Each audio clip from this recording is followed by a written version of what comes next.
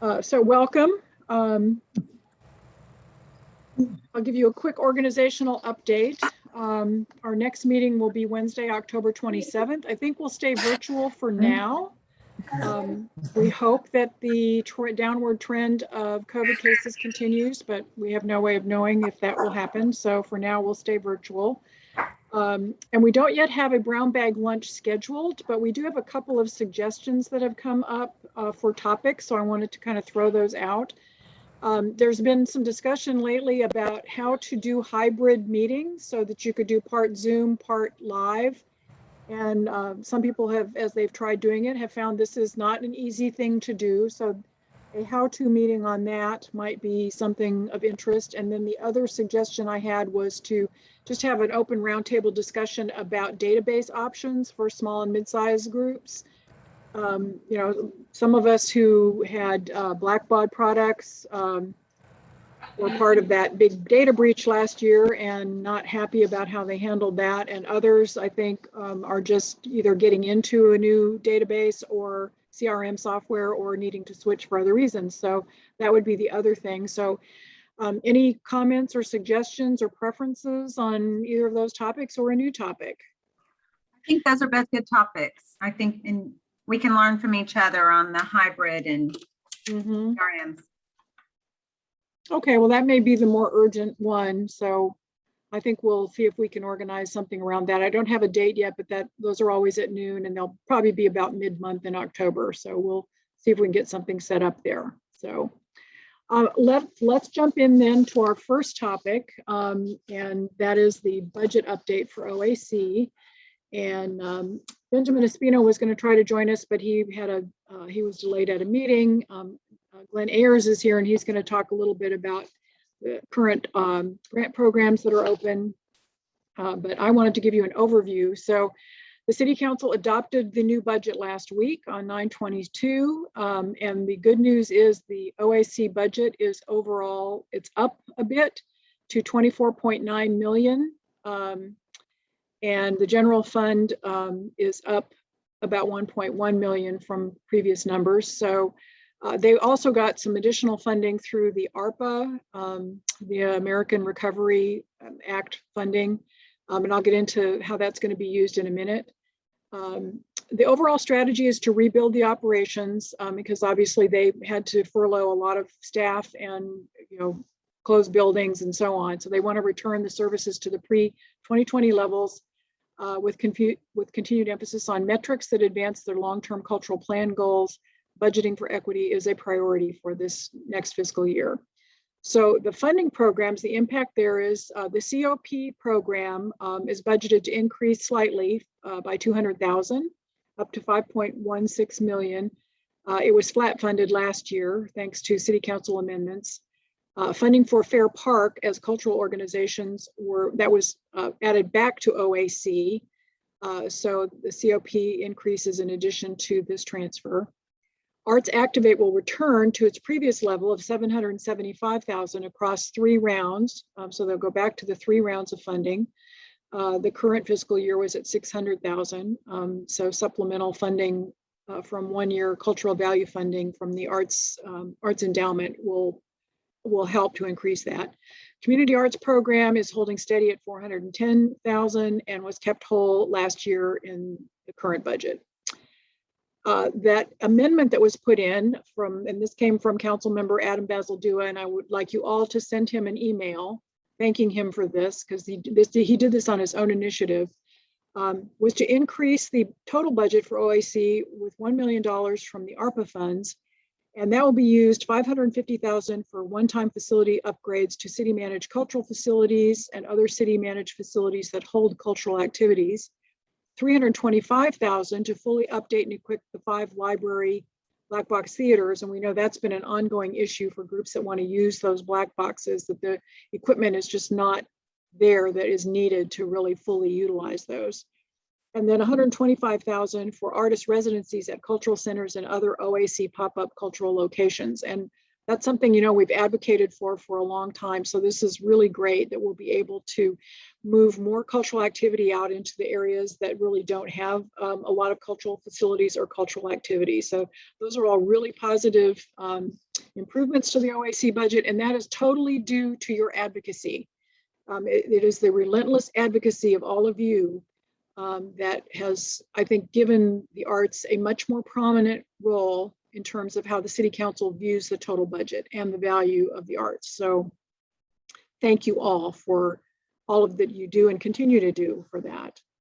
And then in terms of, you know, some of the operating priorities for OAC, budgeting for equity reflects the intentional process by departments to identify the existing disparities and outcomes across various indicators and develop strategies and investments to improve success for Dallas residents.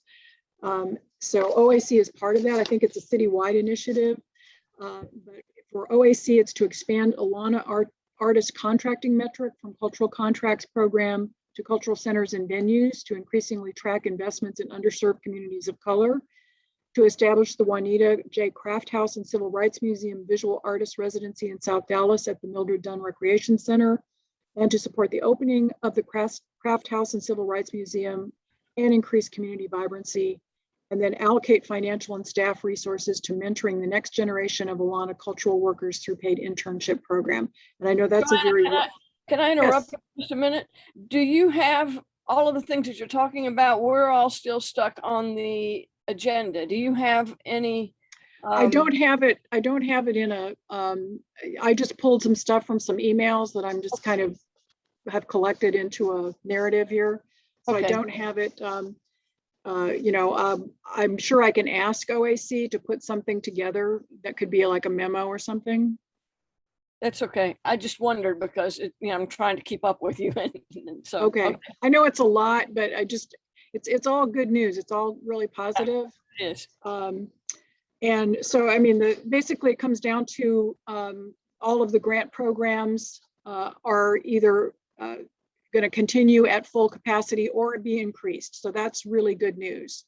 And that's especially good news because we've all been through a really tough 18 months and we're looking at another difficult 12 months. So even though we've all been able to make it through and many of us have been able to access PPP funding or SVOG funding or other kinds of grants, TACA grants, what are we going to do year after next? You know, when those things are not available. I think those are, you know, very important things to keep in mind. So the fact that OAC has been able to increase almost all of the programs or keep them at current levels is really significant. That doesn't mean we can give up on advocacy. We're going to have to keep the pressure on so that in the next budget, you know, the next budget cycle for the city of Dallas, we don't know what that's going to look like. They won't have the ARPA funding in the next cycle. So, you know, and we'll hope that the tax revenues continue to increase, but we hope that hotel motel tax will continue to increase and play a role in arts funding, but nobody knows what's going to happen over the next 12 to 18 months. So, so we have to keep that pressure on to make sure that OAC does not have the budget balanced on the backs of the arts. So, and before we get through OAC, Glenn Ayers is with us from the Office of Cultural Affairs, and I wanted to ask him to talk about the current program funding that's available. I believe it's Arts Activate Round 2, I believe is still open. So I'm going to ask Glenn to say a few words about that program and how any interested group can participate. Oh my God, you just spotlighted me. Hi, everyone. Thanks for having me today. Thanks for all of your work too. It just made me think before I mentioned about Arts Activate, just about all of y'all's work and how I've had a couple of conversations about sort of the future of the arts and how it is never currently with our council members, it's always seemed like there's so much support and so much vibrancy in their talk about OAC and the arts in general in Dallas. So y'all are doing really amazing work. So thanks so much for that. Yes, Arts Activate Round 2 out of our 3 of our rounds is open now, but the application opens next, it closes next Monday, October 4th at 11:59 p.m. So if you were planning on applying, now is the time to do that because that will close very quickly. Please let me know if you have any questions, but we really are on that last minute situation. Round 3, however, and that's for projects starting January 1 through September 15 of 2022. Round 3 applications will open December 6 of 2021 and close January 3rd of 2022. That's another 4-week application period. And that is for projects beginning April 1st through, again, September 15 of 2022. So yeah, if you have any questions about that, artsactivate.com will take you to our application page and all of that. Yeah, that's where we are with Arts Activate. Does anyone have a question for Glenn about the Arts Activate program? I can speak more to the actual program. Sorry, I was making assumptions that people knew exactly what that was. Arts Activate is our project-based funding program that is open for applications for nonprofit arts and cultural organizations, other eligible nonprofit organizations, individual artists, artist collectives. And as long as the project is essentially arts and culture focused, then it is eligible for applicants in the city of Dallas doing work in the city of Dallas. Okay, It's a really good program. it's a wonderful program. It's a really good program. I have to agree. Thank you, Thank you. Glenn. And if Thank you so anyone much. ends up having a question about it, put it in chat or follow up with me or with Glenn, and we can get that answered for you. But I do encourage groups to, if you have a program that fits the guidelines, to please consider applying, if not this round, then the next round. So thank you.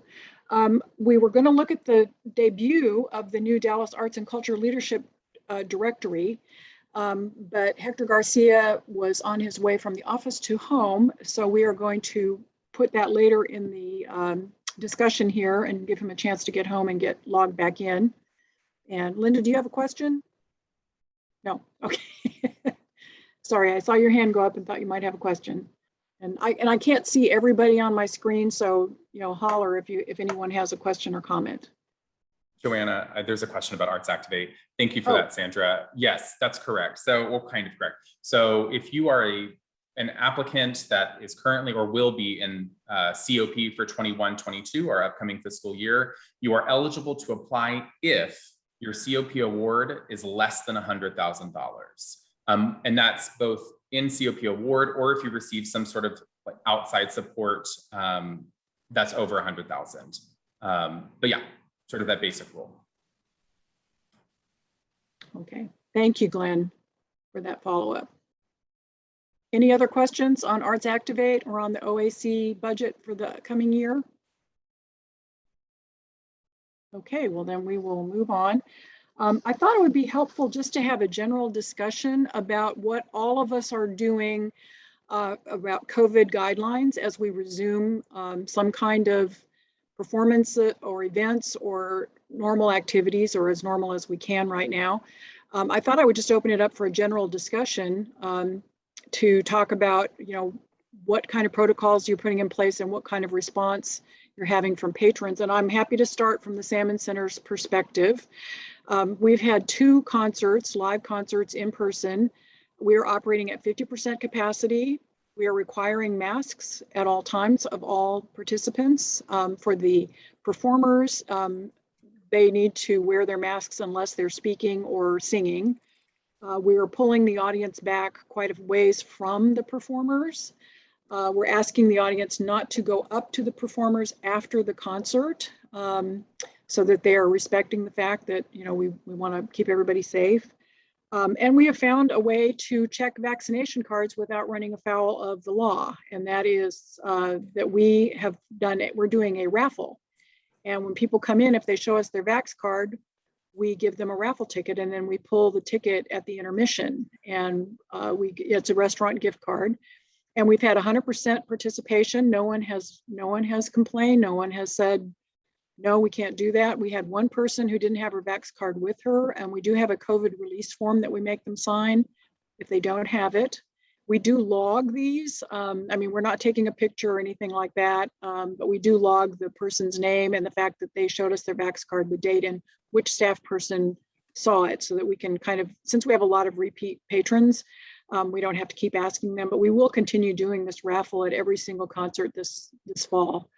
And people love it. And then we also did a survey before we started our season of all of our regular patrons to find out how they felt about coming back. And about 70% wanted to come back if we had safety protocols in place.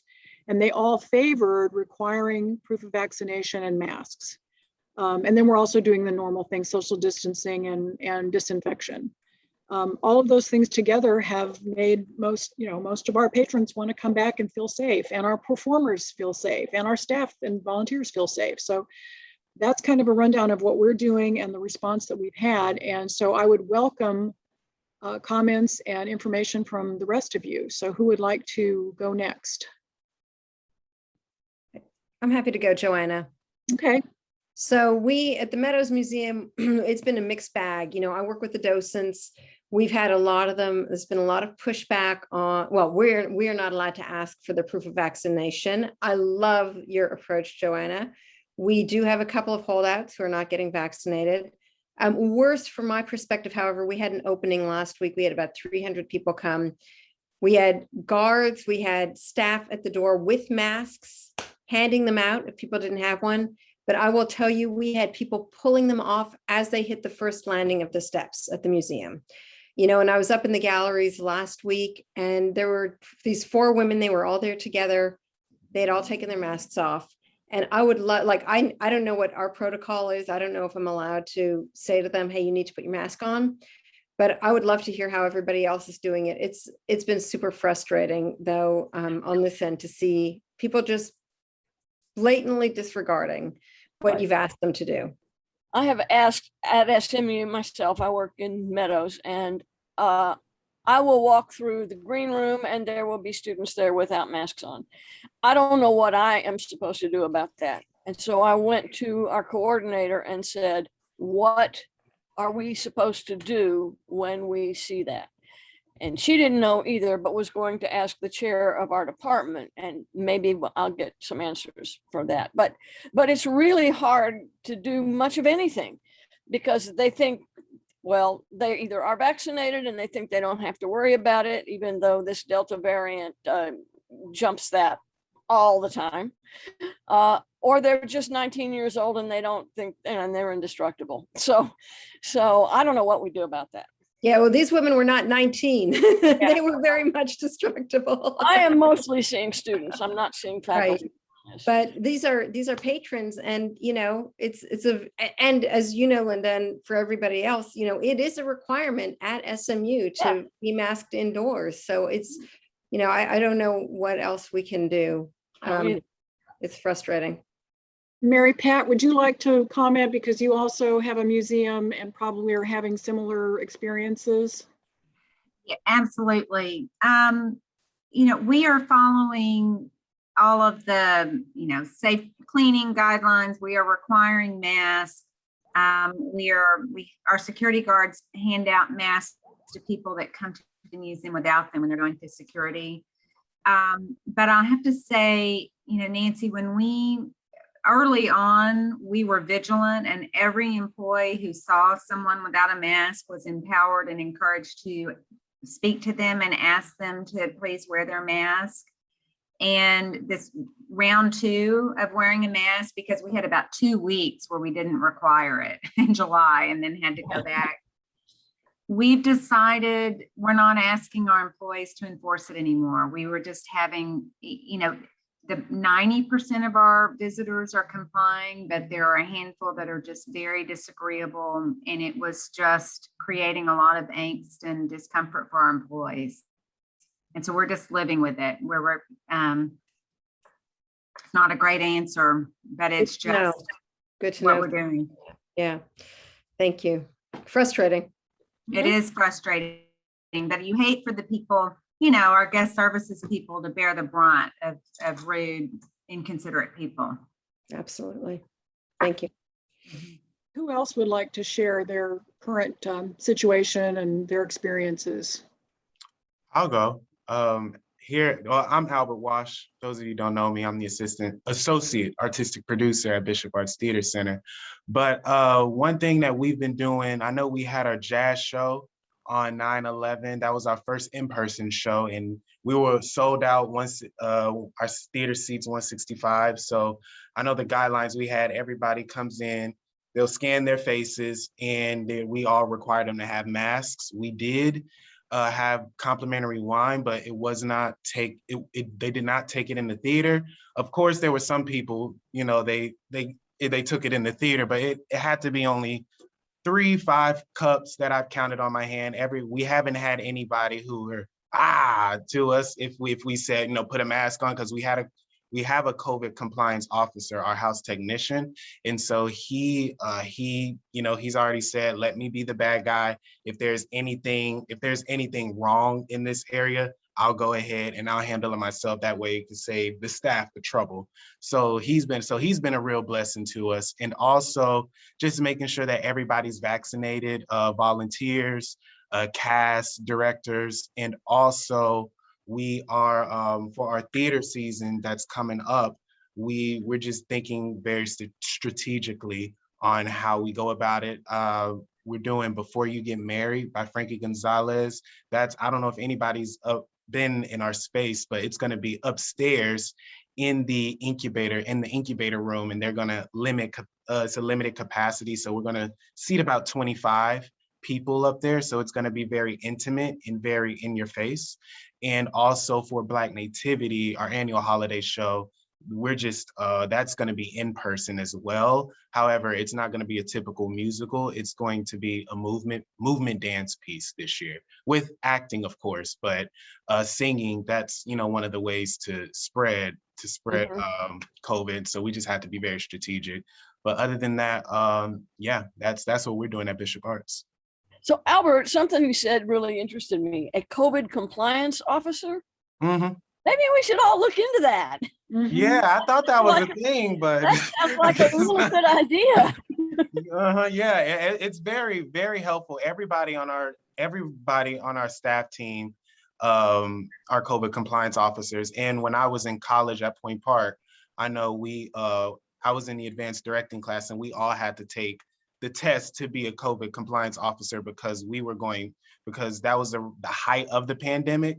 And so we just said we mixed theater and film together. So, and we had to keep other people safe and kind of follow the film protocols. Yep.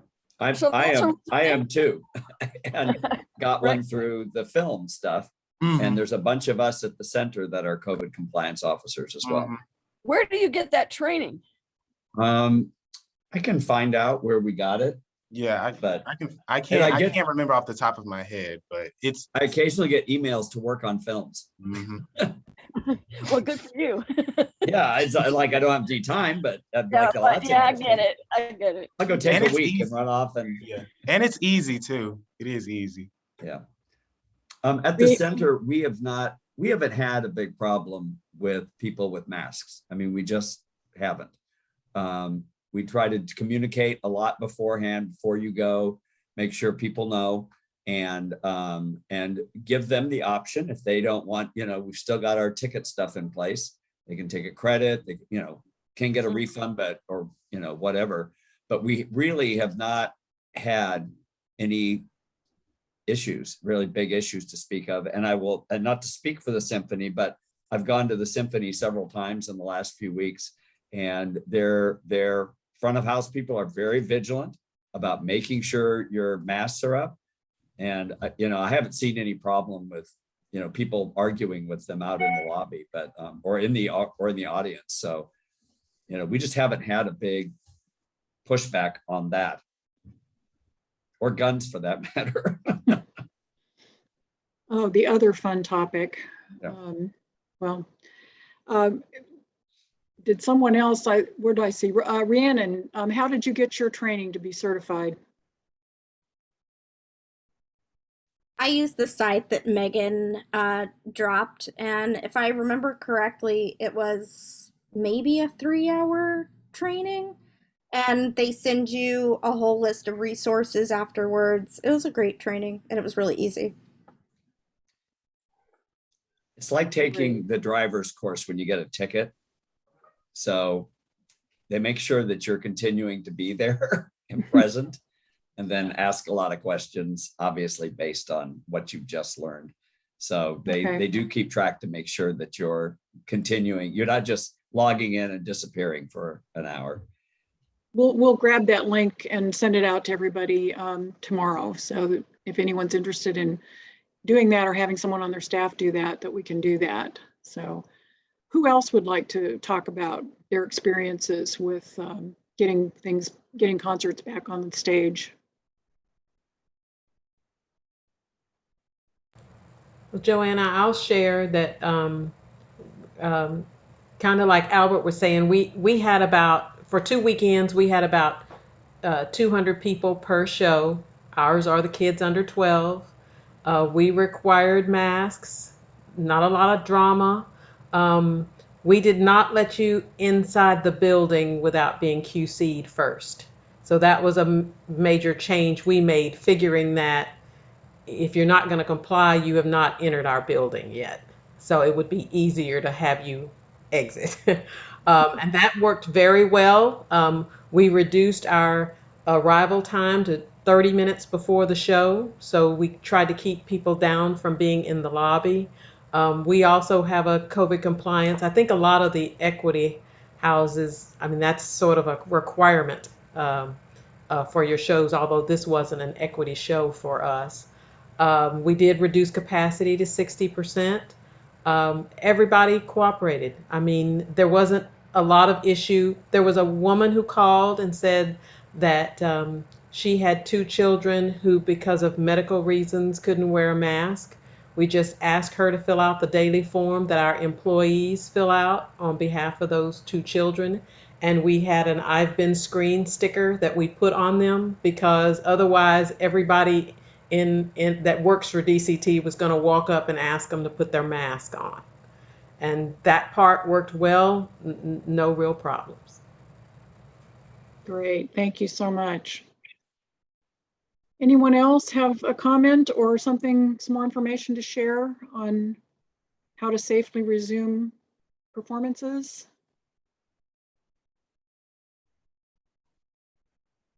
Okay, well, thank you everybody for sharing, how things are going in your own organizations. And I see Hector is with us again, so I am going to ask him to help us debut the Dallas Arts and Culture Leadership Directory. Well, thanks, Joanne. Thank you all for being here. I'm assuming everyone can hear me okay? Yes? Yes, we can hear you. Excellent. I'm going to share my screen, and I've sort of cheated a little bit because I've set some up ahead of time. But if you can see the screen that's up on there, we have been working really hard to create a whole new section of our website at the AT&T Performing Arts Center. So it is called Supporting Dallas Arts. And you're actually probably the first group seeing it. We've sent out some individual emails, which some of you have received. DACAC and AT&T Performing Arts Center both worked to create this Dallas Arts and Culture Leadership Directory. And honestly, when we first began working on it, I thought we'd have maybe 50, 60 organizations. Well, like right off the bat, we had like 100 plus. So we're right hovering at about 150 organizations. And this is, we sent a Survey Monkey out to the organizations. They filled out the information, sent it back to us, and Chris was able to format it into something that you'll see here in a second. But this whole area is being formed for you, and we want everyone to really take some ownership of it and look at it and start using the things that we're loading into it. We are doing the Arts and Culture Leadership Directory already, and I'll show you that in a second. But you're also going to have a set of instructional videos coming up real soon. This is something that the center and the Video Association of Dallas went in together to create this set of instructional videos on teaching you how to make a better podcast or how to make a better virtual show of your play or of your dance performance, or even how to do like sort of broadcasting on a podcast. But this is also where you'll find OAC rush tickets. And if you're an OAC funded organization or artist and aren't taking advantage of this, you should sign up, because we send an e-blast out. It's usually about every 2 weeks, but here recently we've been sending them out every week or so. And right now, both of the Dallas Theater Center shows are on it. So the OAC rush tickets are normally $25. You get 2 maximum day of performance. Obviously, you walk up 90 minutes before, but it's a great way to see shows. And also to get the FW, Elevated Project, and Moody Fund for the Arts. If you filled out your name here, you would be taken to this next page. Oops. Yeah. Oops. I'm sorry. Now I'm going to go back a page. I'm going to put my name in here. So I want you to see the entry page. Now I actually had set up the leadership directory already.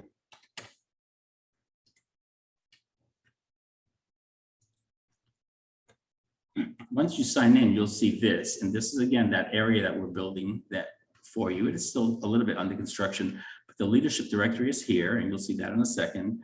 Plus the OAC rush tickets I mentioned, our culture calendar, which currently exists on our website as it is on the homepage, but we do send out e-blasts to anyone who's signed up for that. And right now it's 94,000 people get it. We have some ticketing services available to OAC funded organizations. And if you are an OAC funded organization, talk to us, because we would love to talk to you about ticketing. It's a great deal, and we want you to spend your time creating great art, and we would love to handle your ticketing for you. Many of the sections of ticketing are free. So we'll talk. And then Elevator Project, Moody Fund for the Arts, and then you can contact us. This is the directory. When you go here, it would take you to this. And here's where I'm saying it's loaded in issues, so you can view it online very easily. It does have the Control F function, so that you can just find an organization you're looking for, or you can actually download it from this page right here. You can download it if you want to have it in your driver, or you want to print it out for some reason. If you go through it and you see your organization and something needs to be corrected, or you'd rather have it go in a different direction, please fill us in at supportingdallasarts@atpac.org. I am going to load the website and this email into the chat, and I know we're being recorded, so this will be, there we go. I'll load that in the chat as well. This is a great way to communicate with us, and it'll go specifically towards this area. As I said, the videos are actually already on there, but you'll see them next week when we kick them off, and you'll see a lot of your friends on there. I'm going to stop sharing, but I'm open to taking questions. Anyone have any questions? I would like to add that we're going to make hard copies available to all of the city council members. And I believe we're also going to try to find a way to do that for our cultural affairs commissioners. So we're working on that right now. And this will be a great resource for the press. I do get calls occasionally. I know some of the rest of you do, as people are trying to find a contact at an organization and they're not finding the website, or they're not sure who to contact. So this is a way for press to easily find the right person to contact if they have a question or they have a story they want to do. It's a way for funders to find arts organizations if they're looking for a particular discipline, or they're looking for, a particular size or type of group. It's a way for patrons to find more information. If you're someone who loves theater and you want to try some different theater options, this is a way to find out who the theater groups are and where they're located and how you can find their website. So this hopefully will become a great tool. We've also shared this with Texans for the Arts. They're included in this version, but we feel like this is something people in the other cities might want to also emulate. And I want to also really thank Hector and Chris, because this was a lot of work to do this. And I want to thank all of you who responded to the survey and got your information in. And we hope that if there's groups that didn't get a chance to get in, that we'll be able to add them in the future. Thank you, Chris and Hector, for really a lot of heavy lifting on this. Thank you, Joanna. And I would say that we are planning to do, once we get past this initial push, we're making some corrections now, but we'll be making updates to it. By the end of the year, we'll probably do another one. And I have left the survey open. If someone has not filled it out, I'm glad to put that link also in the chat here. I hope everyone just gets an wanna- opportunity to go check it out and everything. And I think the other tool, we're hoping that the press uses this, which is why we wanted the media in there.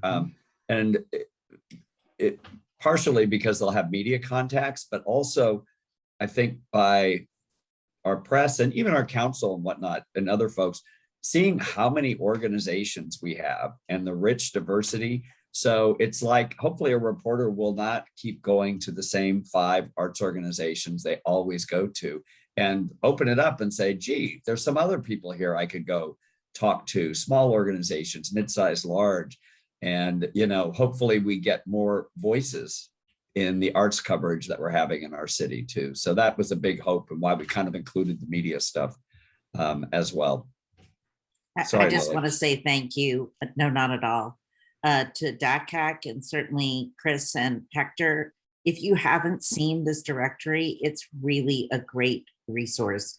And I'm glad that we shared it with Texans for the Arts. I would also suggest that we share it with Texas Commission on the Arts. We Because have many times, yeah, great, Yeah. great. Because any way that that Dallas can be represented in this light, it's helpful, as other organizations across the state may need to ask you a question or a quick email.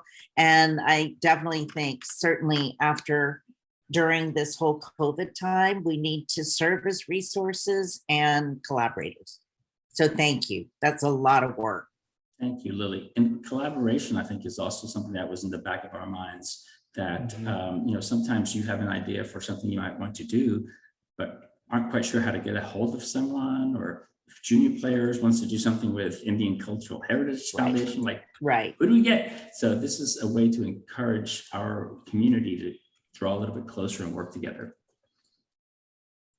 Commissioner Blaze, did you have a question? Your hand was kind of up. Oh, okay. Sorry. No, I was just nodding that this is a great thing. Thank you. And thank you all for the work. I think this is a terrific thing. I just love looking at everybody's logos. It's so fun to see everybody's logos in there. It's like my favorite part. Does anyone else have a comment or a question or a suggestion? Okay, well, we will move on then to our last thing. Again, this is just an opportunity to get, you know, feedback on the North Texas Giving Day and outcomes and observations, and just, you know, kind of seeing how everyone felt that went this year. You know, it's another odd year for everybody. So does anyone want to share updates, information, concerns, suggestions, or other aspects of North Texas Giving Day? Yeah, we didn't do a whole lot of work before it. We had a pretty good turnout in response, but I wanted to thank a couple of people, and I found it hard to find out who exactly it was, just navigating the file of who was, because they now have it in 2 different places. They have who it was, the name and address, separate from how much they gave, and it was easier before. That's all I thought.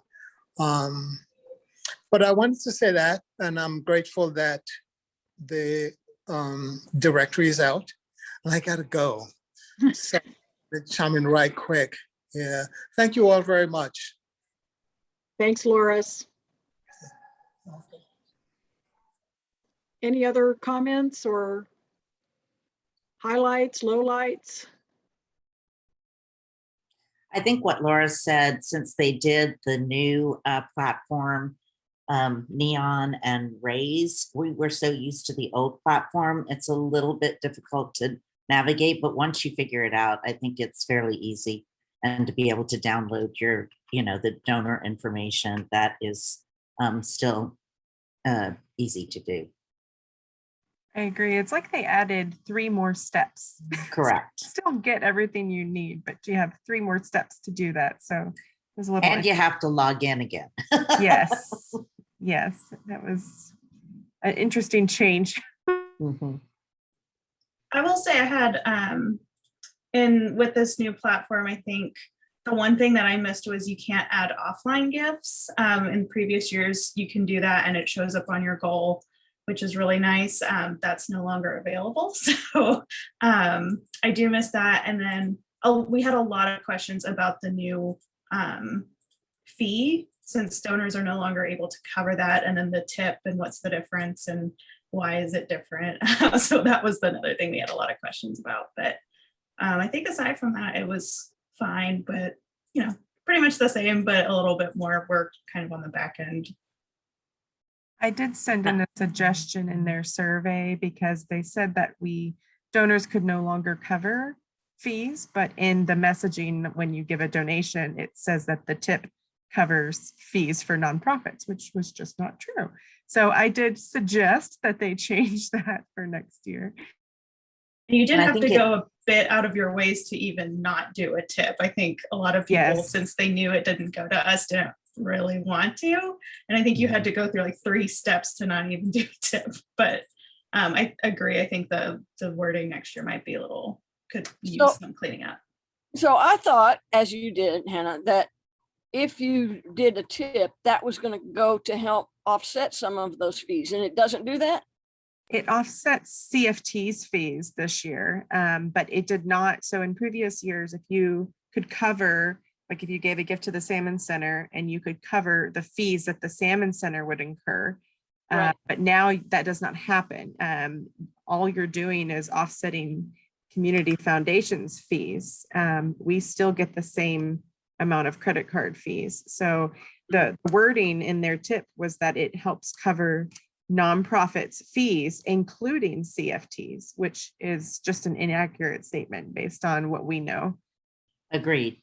And I do think that is something maybe all of us should comment on and suggest, because I think the only way we're going to get that change, because anyone that donated figured that was covering our fees. And actually, when I looked at it, I told them it looks like it's covering our fees, so it wasn't as transparent as I would have liked it to have been. I did find that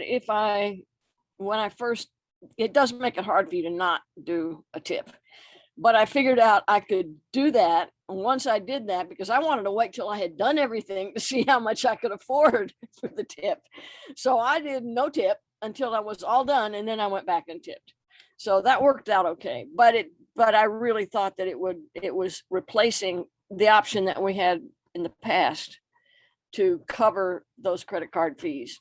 And if it doesn't, I'm not very happy about that. So yeah, we should all get on that bandwagon. I would agree with Lily, especially if you donated, to come at it from a donor's perspective as well. That will probably ring more closer to their hearts, hopefully. It's clearly misleading. I had one email from a group, they couldn't be here tonight, but they're livid about the fact that you have to pay a registration fee just to participate, and that you don't get your credit card fees covered, and that this so-called matching doesn't even usually cover all your credit card fees, that it is misleading. Obviously, they were getting tons of media coverage up to, the days leading into North Texas Giving Day. And then of course, after the fact, touting that they raised all this huge amount of money for everybody. So I think there is an issue there. And the point that this person made to me was, Communities Foundation can afford to cover the fees for themselves and for us. So why are we having to do this? And the fact that it's misleading to the donors, I also thought it looked exactly like they were covering the fees for the donors. Or for the nonprofits, and that is truly misleading, and not the first time we have seen concerns about how communities has represented North Texas Giving Day, starting with their horrible rollout initially. The first 2 years were just a disaster. So we've had donors who to this day will not give and do not want to see us send them anything about North Texas Giving Day because they thought it was such a dreadful disgrace the first couple of years. So I think this is another kind of iffy thing that they're doing. So Lily, I agree with you. I think we need to make our voices heard to say this is not going down well with our donors, and why on earth can't you have this set up so that we can still get our fees covered? Right. And actually, Hannah, thank you, because I did donate, not just to my organization, but to others. So I think from a donor perspective, it does hold a lot more weight. That is very confusing. And next time we'll all go to zero. I mean, that at the end of the day, next time we'll advise everyone to go to zero. And that's unfortunate because all they need to do is be transparent. I just want to say that I've heard this from other organizations through the years, and I actually did just go straight to a few organizations' websites and just gave straight through their website, not through the portal. And I was able to cover the cost of their fees going through the website, which I appreciated being able to do. It's a shame though, that they've made it this cumbersome. Well, the other thing that has always bothered me about this is that they also use this North Texas Giving Day as a, trolling for donors to their own donor advised funds. So anybody who gives $5,000 or more gets a letter from CFT saying, wouldn't you like to start a donor advised fund? And I found that out because we had a donor that did that and said, what is this letter I just got? And we realized it was because of the level of giving. And that's kind of problematic, I think. So, yeah, but obviously the media is eating it up because they had tremendous media coverage leading up to North Texas Giving Day. And I think, we don't want to discourage a giving day. I think it's great that people are doing that, but I think there's just some issues with how they're doing it. And I think a lot of people feel that way. Yeah. There's a lot of small arts groups that are able to use that day as their annual appeal. And I think that's a wonderful thing. But unfortunately, they would also benefit the most from having a transparent and relatively inexpensive fee structure. So that's kind of the messaging that I passed along to them was, they're so focused on the larger groups, but the smaller groups, it makes a big impact for them. So if they could provide more resources for them, including how they function. Well, and for a lot of us as donors, North Texas Giving Day is the day that we set aside to do all of our giving. And if it's not going to be what we think it is, then maybe we should, even if we want to set aside that day, do exactly what you said, go to each individual group and do it that way. And that might be a thing to bring up to them. I mean, that might make them think about it, in a different way, because I want as much of my money to go where I wanted it to go instead of someplace else, so, and the only reason we do the Giving Day is because of the so-called matching funds. Well, it doesn't match, but it helps a little bit, but it helps less and less and less. And so then what's the point of doing it that way? Well said, Linda. Okay, well, I think we're at the end of the agenda then. So unless someone else has something they want to bring up, I think we can let everybody go.